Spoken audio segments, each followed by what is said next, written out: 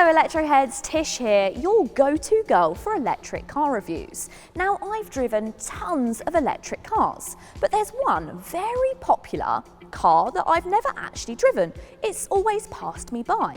That's the Volkswagen ID.3, and here is the existing model. But today, not only do I get to look around this one, I get to look around this one as well. The new generation facelifted 2023 Volkswagen ID.3. And let me tell you all of the changes. I'll give you a few seconds to see if you can work it out.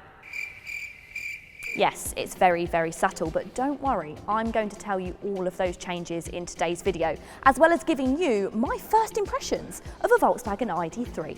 So if that sounds good, then please do keep watching. And if you like electric car reviews and electric news, then this is the place to be. Go ahead and hit that subscribe button. Those that know me personally know that I've always been a big Volkswagen fan, and I'm also drawn to cars which look like they have a bit of personality. And it may be a big reason why I'm drawn to Volkswagens, because they always focus on giving it that really friendly smile at the bottom.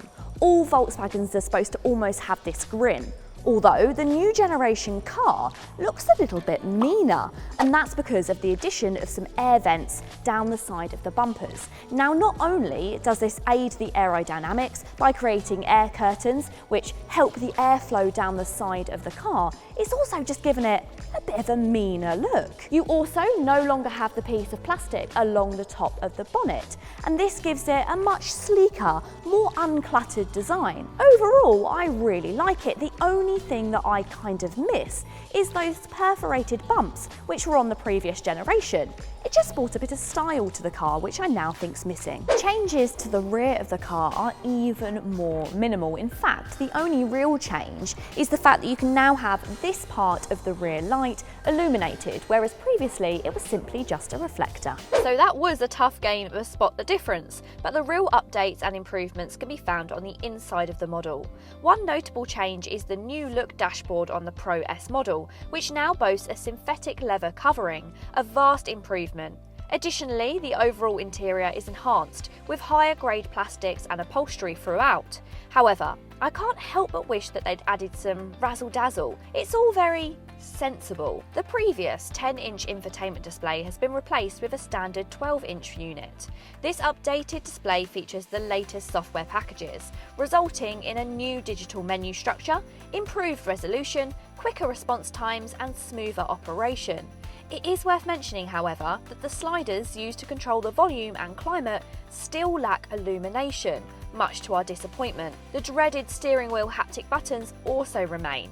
Cue size from viewers. What's frustrating is we know these features like the backlit sliders and the physical steering wheel buttons are now present on new Volkswagen products. So why not here? Out of the studio and finally behind the wheel of the Volkswagen ID.3. I can't believe it's taken me so long to try out this car, which has been such a big player in the electric car market. The Volkswagen ID.3 has always had pretty good feedback when it comes to the drive.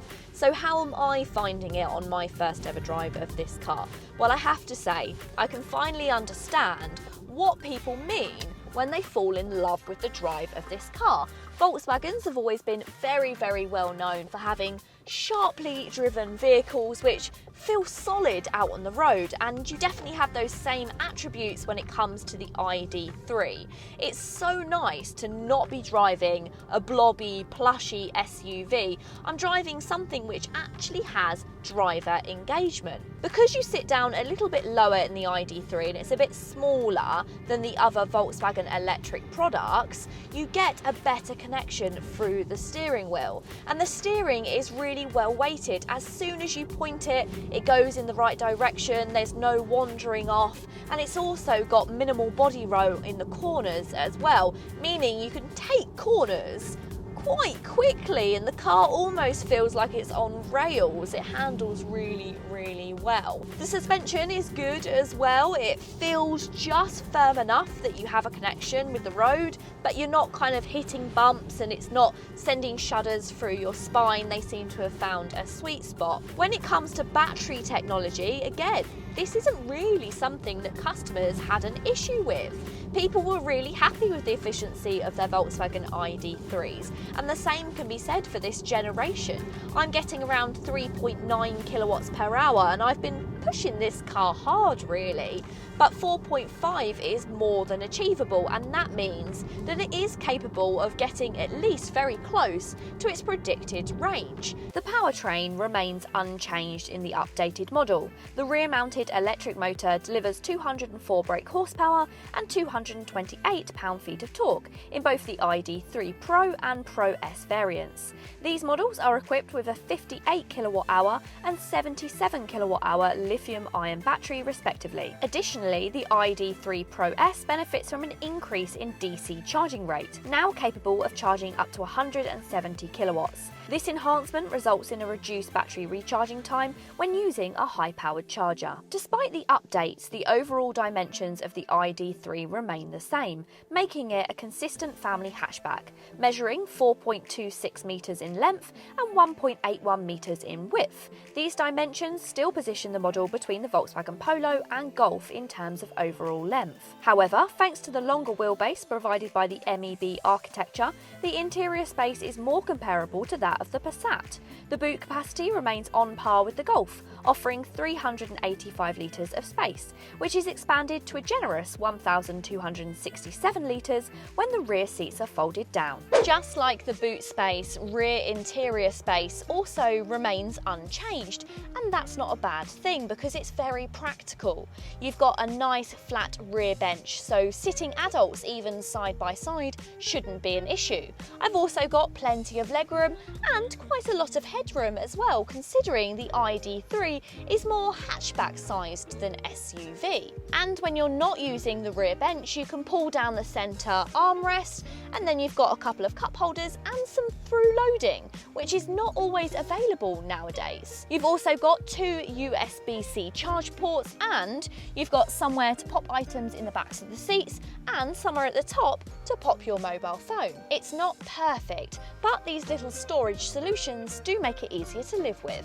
Really controversially, those few quirky details of the ID.3 that people really love to hate on. These are the gear selector behind the steering wheel, the haptic buttons on the steering wheel. I don't actually mind.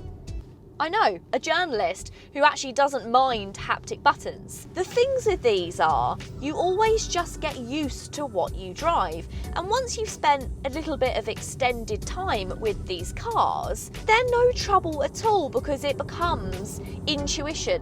They're the things that you go for straight away, and in fact, you'll probably find it quite irritating to switch to a car in the future which doesn't have these elements. There is, however, one thing that I really do heavily dislike, and that is the controls for your wing mirrors. I've spent a little bit of time trying to work out exactly how to use these, and yeah, I've come up empty. I've managed to change the left-hand side, that's no problem, but I cannot for the life of me get it to change to the right-hand wing mirror. So that means I haven't even been able to use the right-hand wing mirror because whoever was driving before clearly had a different driving position, and as you can see, I've just hit something accidentally there and locked the car instead. Hello darkness, my old friend.